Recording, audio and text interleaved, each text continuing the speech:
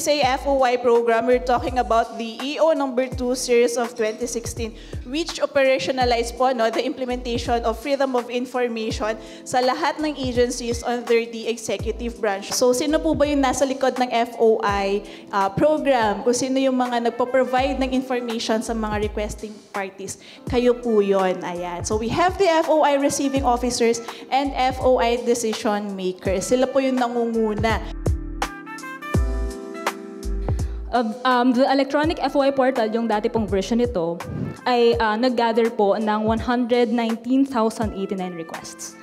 But in just a span of 2 years, nakapag-gather na po ito ng 109,255.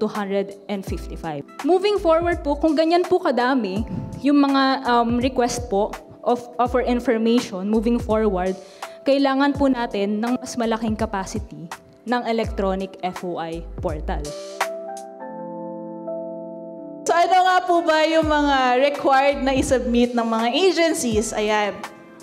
So we have here the FOI manual, the FOI reports, your one-page FOI manual, certification of no overdue request, FOI logo, aid FOI tool, and of course, ayan na, yung naka-italicize and may asterisk.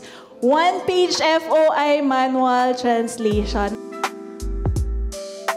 To operationalize the FOI program, nandito po kami, ang PCO, ang FOI PMO, para po mag-conduct ng activities, i-ensure yung compliance and monitoring po ng programa po sa iba't ibang ahensya ng gobyerno.